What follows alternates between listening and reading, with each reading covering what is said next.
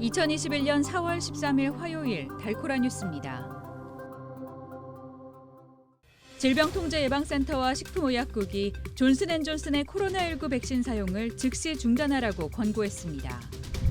텍사스의 코로나19 일일 확진자가 대폭 감소했습니다. 연방재난관리청이 어제부터 코로나19 사망자 장례비 지원 접수를 시작했습니다. 올해 첫 3개월 동안 DFW 지역 주택 건설이 40% 넘게 폭증했지만 여전히 집이 부족한 상황입니다.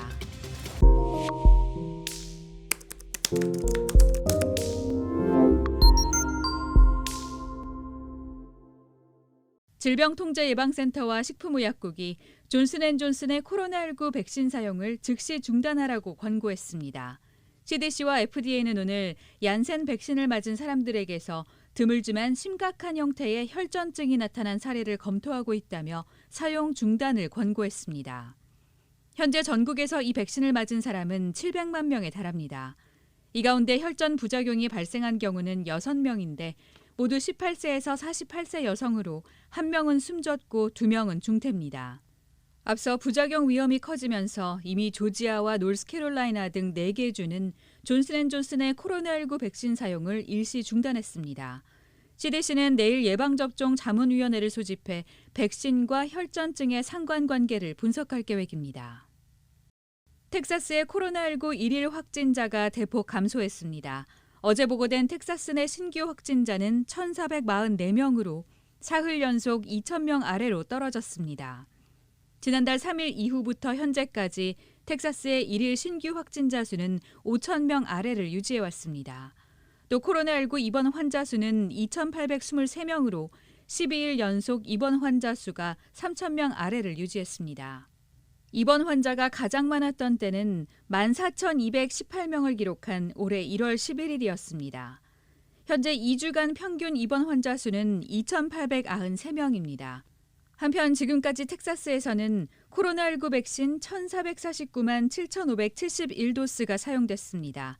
929만 4,198명의 주민들이 최소 한 번 이상 백신을 맞았고 이 중 572만 1,979명이 2차 접종까지 마쳤습니다.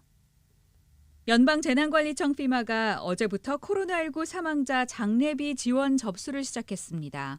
FEMA의 장례비용 보조는 코로나19로 인한 사망자의 장례를 치른 가족에게 최대 $9,000의 장례비용을 지원하는 프로그램입니다. 또한 코로나19 사망과 관련한 기타 지출에 대해서도 FEMA의 다른 지원 프로그램을 통해 최대 $35,500까지 보조합니다. 장례비 지원 대상은 전국 50개 주와 워싱턴 DC, 그리고 미국 보호령에서 사망한 자로 신청자는 지난해 1월 20일 이후 코로나19 사망자의 장례를 치른 미국 시민이거나 미국령 거주자 또는 합법 체류 신분의 외국인이어야 합니다.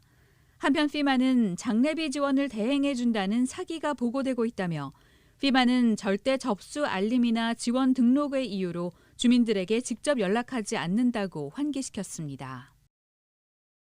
올해 첫 3개월 동안 DFW 지역 주택 건설이 40% 넘게 폭증했습니다. 이 기간에는 무려 15,000여 채의 주택이 새로 지어졌는데 같은 기간 매매된 주택 수는 11,000여 채로 1년 전 같은 기간보다 17% 이상 늘었습니다. 부동산 전문가들은 작년에 나타난 주택 매매 강세가 올해도 계속되고 있다면서 가격 상승과 30년 고정 몰개지 이자율 상승에도 불구하고 주택 수요가 치솟고 있다고 진단했습니다. 수요가 늘고 있는 이유로는 DFW 지역으로의 새로운 인구 유입과 밀레니얼 세대의 첫 주택 구입이 꼽혔습니다. 하지만 시장에 나온 매물은 턱없이 부족하고 특히 $35만 이하의 주택은 더욱 구하기 힘든 상황입니다.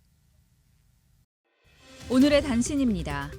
한국 방역당국이 코로나19 자가진단으로 유흥시설의 방역수칙을 완화하자는 오세훈 서울시장의 제안에 현재로서는 판단하기 어렵다며 부정적인 입장을 보였습니다. 경기도와 인천광역시의 아파트값 상승률이 서울의 5배를 넘었습니다. 일본 정부가 후쿠시마 제1원전 사고로 발생한 다량의 방사성 물질 오염수를 바다에 배출하기로 최종 결정했습니다. 유럽에서 코로나19 사망자가 100만 명을 넘어섰습니다. 지금까지 4월 13일 화요일 달코라 뉴스의 소피아 싱이었습니다.